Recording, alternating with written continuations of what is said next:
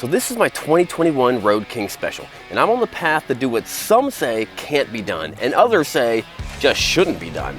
And that is to make a streetable 200 horsepower Harley Davidson Road King. Something that, as far as I know, no one else has ever done. And this journey started about a year ago when I bought one of the rarest Harleys on the planet, a V-Rod Destroyer, which is one of about 600 of these bikes ever made. And it's a stock, factory-made drag bike, capable of 9 seconds in the quarter mile, which is fast enough to get you kicked off the track unless you have a racing license, which I don't. But then my Harley mechanic told me that it would probably blow up if I tried to race it. Because it'd been sitting for about 15 years, which is sadly the case for a lot of these destroyers. So my dream of getting kicked off the track for being too fast died that day. But if you're wondering where my destroyer is, well, it was actually taken from me. And as of now, my attorneys advised me not to say any more about it. But I will fill you guys in as soon as I'm allowed to. So I decided that if I cannot drag race my destroyer, then I was gonna build my own 9-second Harley. So I bought a Road King Special with the 114 motor, which only pushes out about 90 horsepower. Pretty far away from my 200 horsepower goal. But then, my friends at Harley Davidson sent me the biggest, baddest crate motor they've ever made, which is the 131, which got us up to around 130 horsepower and 135 foot-pounds of torque, which is pretty impressive. But we were limited because we didn't have a programmable tuner. But we got some more parts, sent the Road King back to our boys at Harley Davidson, and now we're gonna see how it did. All right, so everyone's been asking us, what's up with the 200 horsepower Harley Davidson Road King? Well, we're back at Appalachian Harley Davidson, and our boy Brandon has been doing some tweaks to it. We're gonna go check it out, see what he did to it, and then also we're gonna throw it on the dyno. Last time we had it on the dyno, I think we hit 140 horsepower. Sounds right. And that was just with the 131 and like exhaust and intake. I actually kind of forget what we did to it. So we're gonna go back in, see what we did to it, and then I'm hoping we're not gonna hit 200 today. We need the turbo kit for that. If you're ever in the area and you're looking for a good Harley Davidson dealership to check out Appalachian. The place is ginormous. They got tons of stuff. They've always treated us really good, but they got a humongous selection of motorcycles.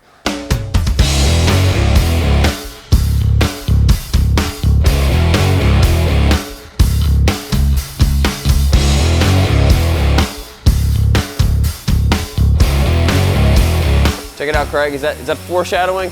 Oh! No, don't show them. Don't show them. They don't need to know. That is one of the coolest color schemes. They only made 1,500 of these.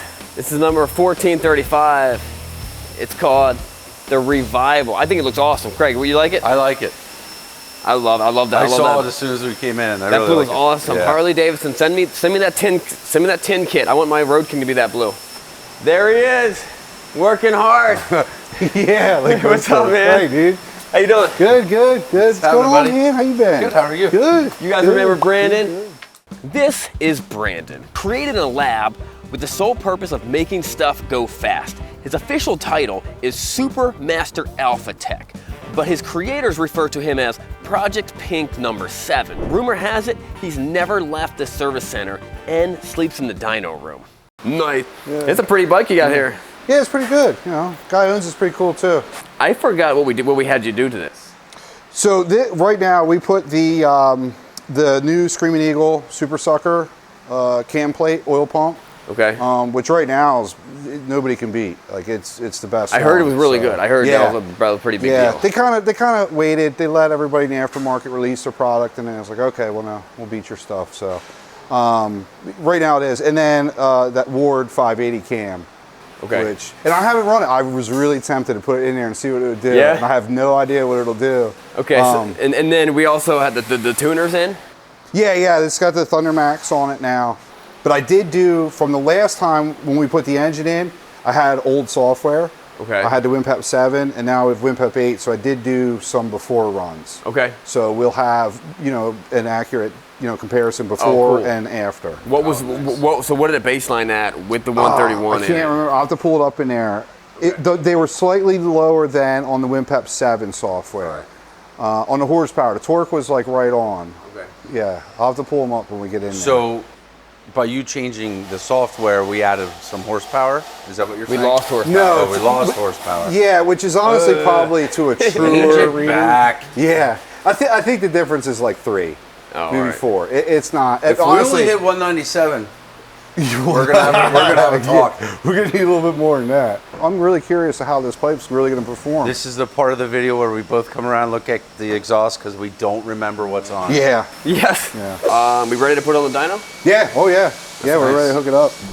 So for those of you that don't know what a dyno is, the dyno, or as the Brits call it, a rolling road, is how we measure true horsepower and torque from the wheels. It works by a large cylinder drum about the size of a house, and inside is a strange, mythical creature. Okay, fine. I don't actually know how it works, but I know what it does. It tells you horsepower and torque. That's all we need to know. Ready? Yep. Get down. Is it for the lift that it is? That's a nice sound to it. Yeah, I like it's got that. a really nice look. Can I start going? Yeah, bring it up. So first thing we need to do is get the bike warmed up. It needs to be at optimal temperature to make the most amount of power. If it's too cold or if it's too hot, it won't perform as well as it should. And if you've never been inside of a motorcycle dyno, it's like being inside of a walk-in freezer.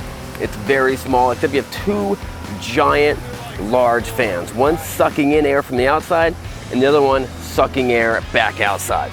And now that the bike's warmed up, it's ready for its first pull. You want to get the motorcycle to a gear ratio as close to 1-to-1 as you possibly can. For most cars, this is around 3rd or 4th gear. But for most bikes, it's 6th gear, top gear. Unless it's a new Goldwing or something like that, where the top speed, like 6th gear, is actually an overdrive.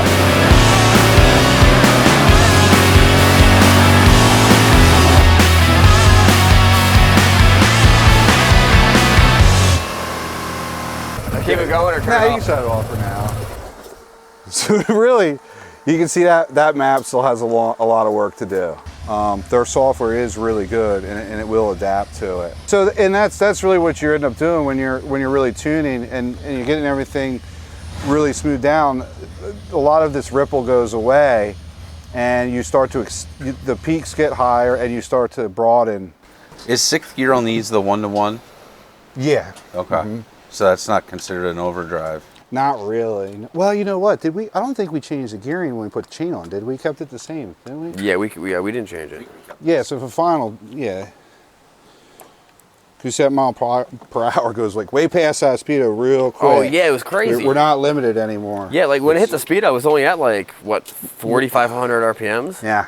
And then it just kept on screaming. So yeah, we're seeing like, you know, probably close to 170, 175. Oh shoot! I don't even wheel speed. I don't want to be on this bike going 175 miles an hour. Oh, it's definitely not going to make that with wind resistance, but I don't know. Once turbo's on it.